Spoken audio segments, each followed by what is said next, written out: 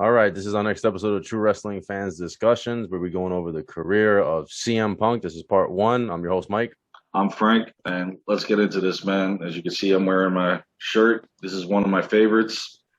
He, a guy that's definitely excelled on the microphone as well as in the ring, could tell a story, could perform in the ring, and we all know, and we'll get into it, his famous microphone skills.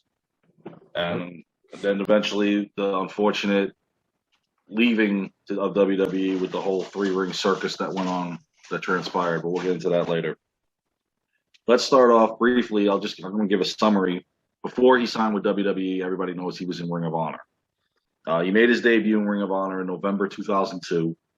He wrestled various competitors such as Raven, Samoa Joe, which I'll get to in a second, AJ Styles, and of course, Bryan Danielson.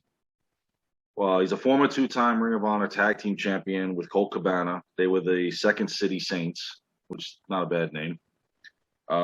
In fact, in 2004, in a three-match series, Punk faced Samoa Joe for the Ring of Honor Championship.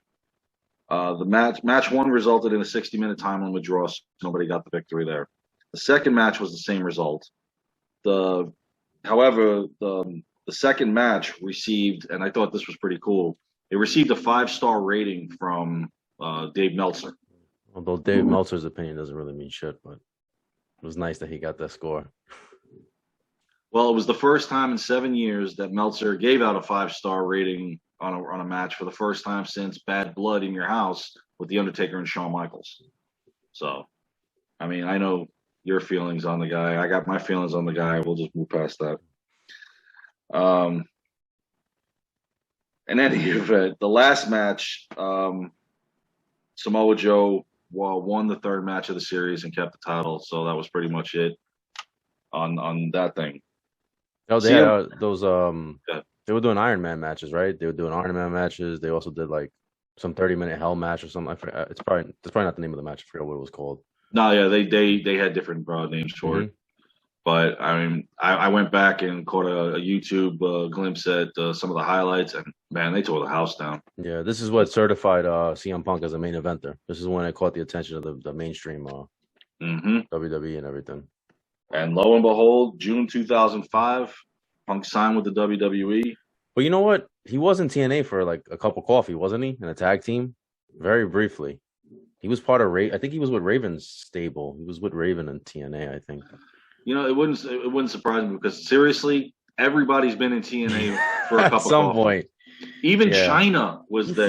He feuded with Raven too. I remember. Or is that an ECW he feuds with Raven, or is that before that? I forget. He feuded with Raven everywhere. Yeah. Because even in Ring of Honor, they feuded there. I mean, they just worked well together. So they liked each other's styles. It was just pretty much that way. Yeah. So Punk actually, he got signed after his Sunday Night Heat match with Val Venus. Which ain't saying much. But in September, Punk was assigned to OVW, the little minor league thing prior to NXT and NXT 2.0. I had to throw that in there. So he was actually in OVW until June 2006.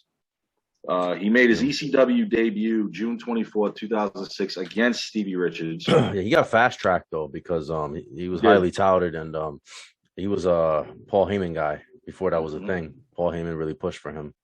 Yeah. And he went to Vince and said, "This guy's your main eventer. You know, you need to work with him." Although Heyman is known to exaggerate, but he was right about certain guys like CM Punk. Well, I've always said, as far as Paul Heyman goes, wrestling wise, he's a genius. Business wise, not so much. So I mean, he could see the talent, and he wishes that they would push it. But when it comes to the business end of it, he's not there. So he made his television debut July 4th, 2006, cutting a brief promo about his straight edge lifestyle. No drugs, no drinking, no nothing. His televised wrestling debut was August 1st, 2006, defeating Just Incredible 4 years after Plane Ride. So Punk established himself in ECW. They actually had him go undefeated for a while. And he beat superstars such as Christopher Anderson, Stevie Richards, Shannon Moore.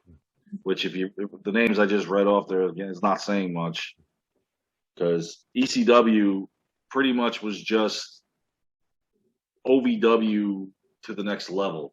That's how I felt. I felt that when they brought it back, they used it as a developmental. That's what they did, yeah. It should never even been called ECW. No, because if you remember, that's where Sheamus and Kofi Kingston came out of. They started in ECW and then came and got drafted over here. So his first feud was actually with Mike Knox, and I remember this because this was comical.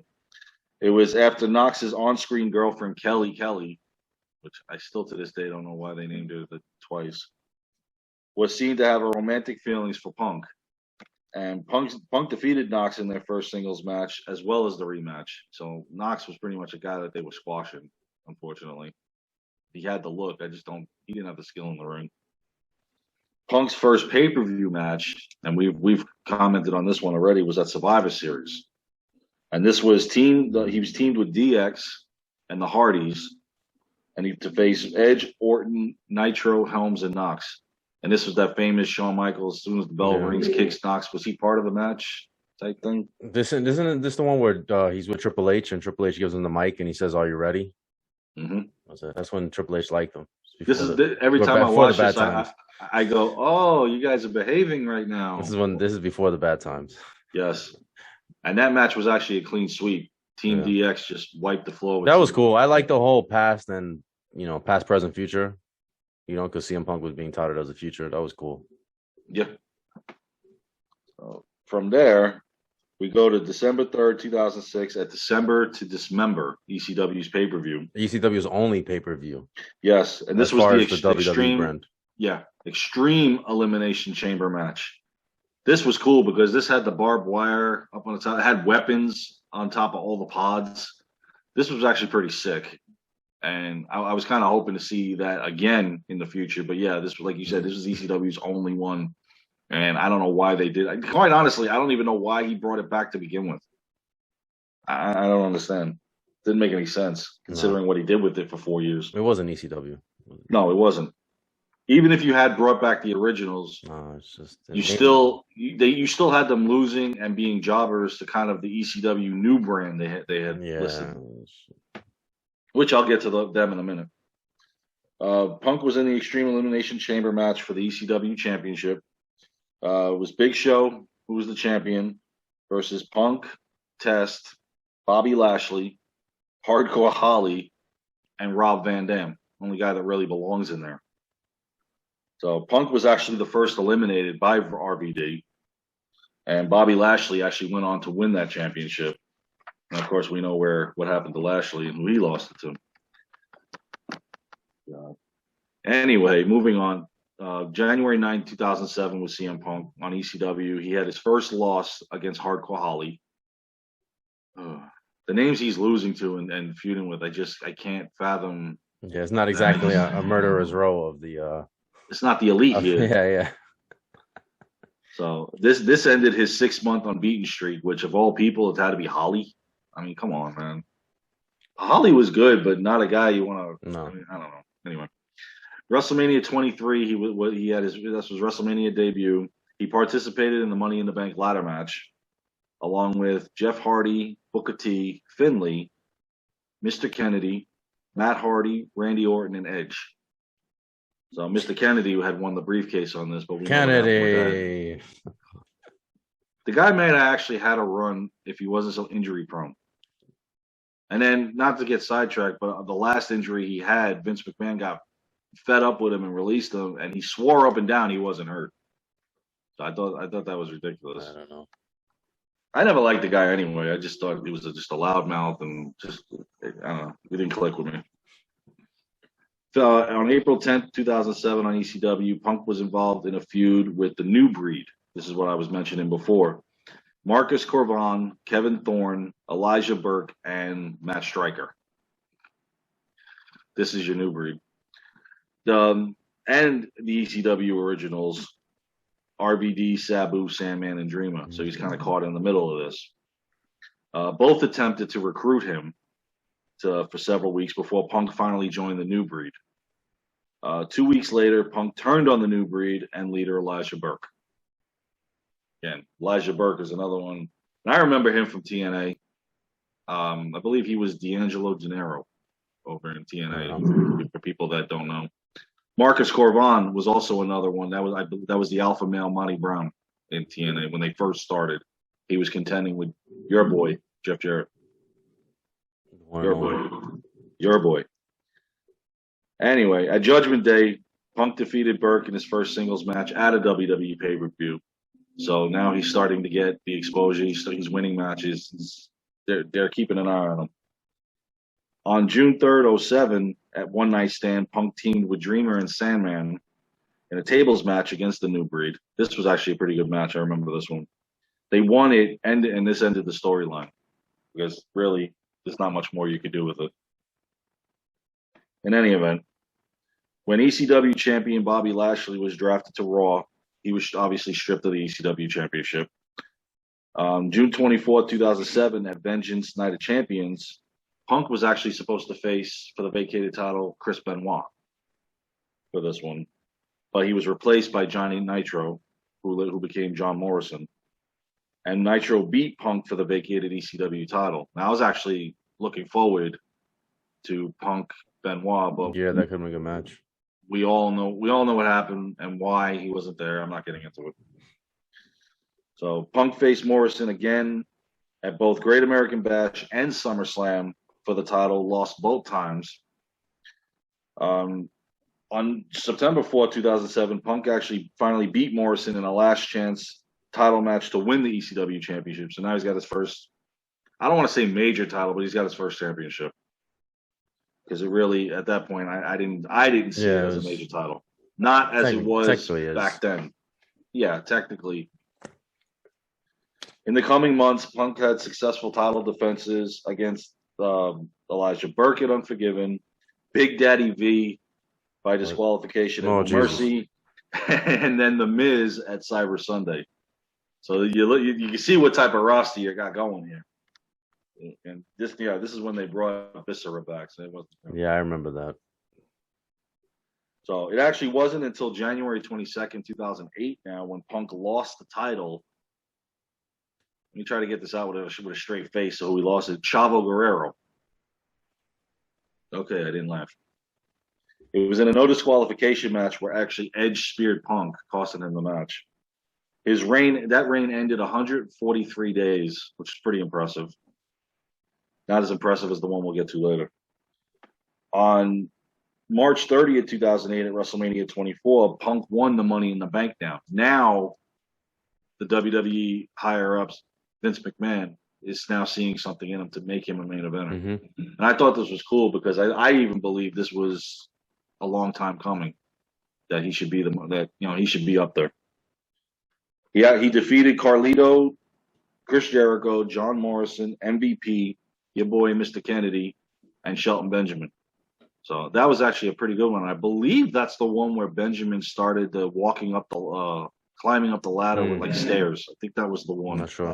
It might have been. It was one. He was pretty much did it at every one of them. He always Shelton Benjamin and Money in the Bank ladder matches was like Kofi Kingston in the Royal Rumble. You're always going to see something that you're going to go, holy, like he just did that. So it was always pretty impressive. On June 23rd, 2008, Punk was now drafted to Raw. On his first night on Raw, Punk cashed in the briefcase, and I remember this because I've seen this on YouTube and Facebook videos a bunch of times here lately. It was after Batista gave a beatdown to Edge, and Punk comes down with the referee and the briefcase, and Batista's looking at him like, "Are you serious?" Because he couldn't get the belt off Edge, and I just helped you get the title.